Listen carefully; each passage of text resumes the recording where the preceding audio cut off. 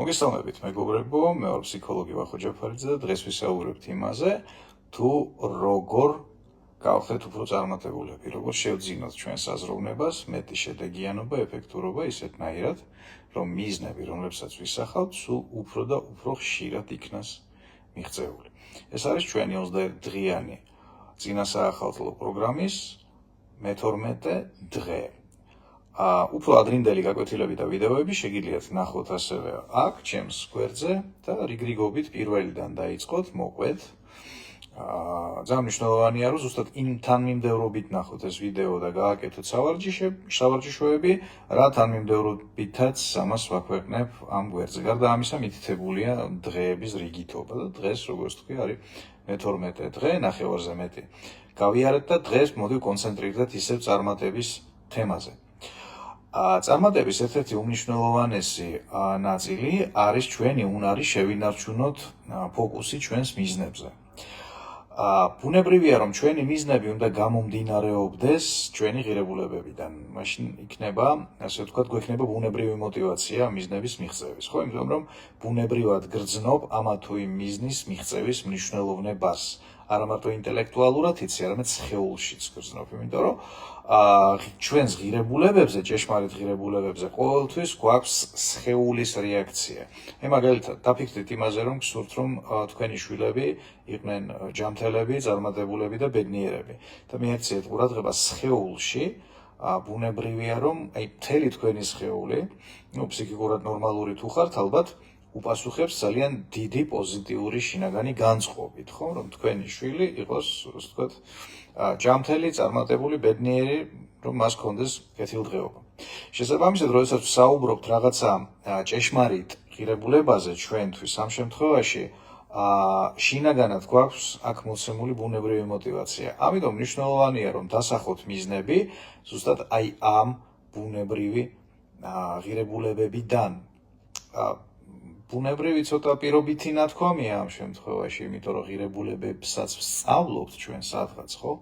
ღრმად ბავშვობაში მაგალითად ვითვისებთ იმას, რომ ჩვენთვის არის მნიშვნელოვანი თავისუფლება, სიყვარული, ჯანმრთელობა, გართობა და ასე შემდეგ. მაგრამ რაც უფრო კარგად და ღრმად იცნობთ საკუთარ თავს, მით უფრო თვალნათელია და საგრძნობია თქვენი ღირებულებები.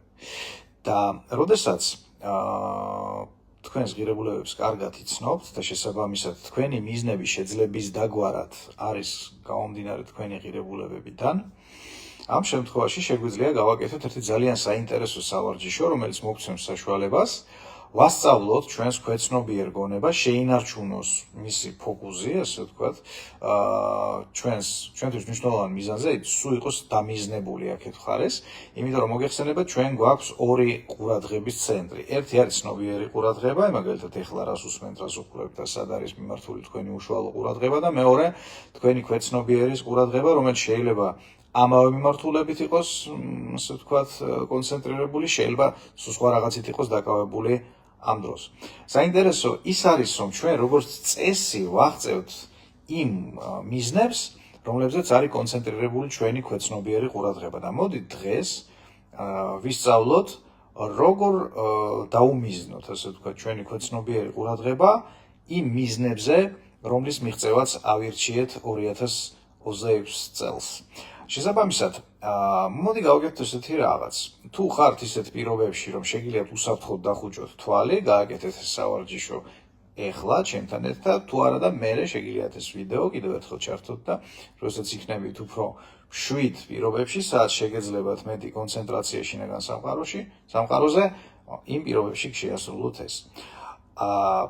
ალგორითმი არის ძალიან მარტივი. ხუჭავთ თვალს და წარმოვიდგენთ, რომ დროის ჯადოსნურმა მანქანამ წაგვიყვანა 2026 წლის დეკემბრის თვეში და წარმოვიდგინოთ კარგად, რომ ჩვენი მიზნები იქ არის მიღწეული, ხო?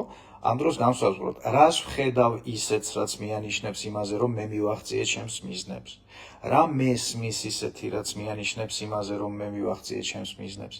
რას ვგრძნობ ისეთს, რაც მიანიშნებს იმაზე, რომ ჩემ მიზნებს მივაღწიე. და აქ არის მნიშვნელოვანი, რომ სამივე გავიაზროთ, რას ვხედავ, რა მესმის, რას ვგრძნობ.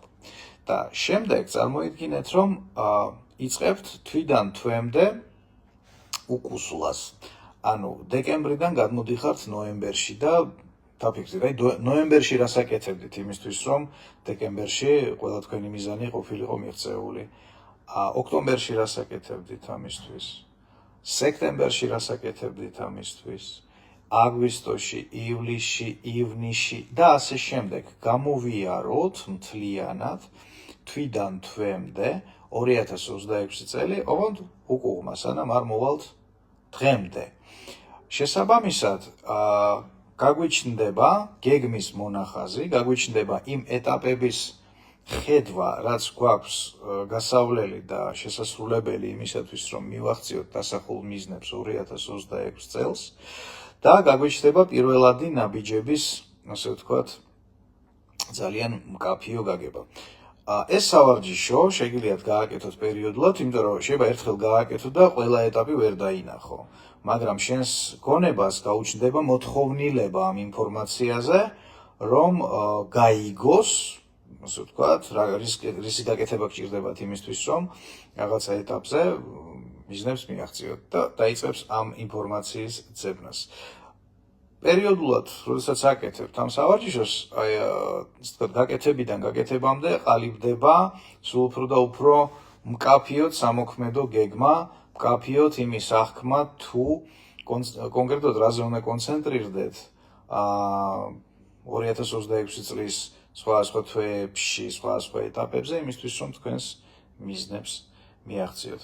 დღეისთვის პრინციპში სულ ეს არის, ვისაც გსურთ მონაწილეობა ჩემს მარათონში, რომელიც იწყება 18 იანვარს, შეუზღუდავი მიღწევების მარათონში, შეგიძლიათ გაეცნოთ ასევე ჩემს გვერდზე მის პროგრამას და ასევე მის ბმულს დავდებ აქ, ამ ვიდეოს კომენტარში და დღეს თბილისის დროით 8 საათზე ასევე გიწევთ ჩემს ლაივში, პირდაპირ ეთერში, სადაც ვისაუბრებთ იმაზე, თუ რა ცვლილებები განიცადა სამყარომ ამ ბოლო 20-30 წლის განმავლობაში და რას ითხოვს ეს ჩვენი ფსიქიკისგან, იმისათვის, რომ ჩვენ შევძლოთ ელემენტარულად გადარჩენა და მაქსიმალურად, რო ვთქვათ, მაღალი შედეგიანობის შექმნა.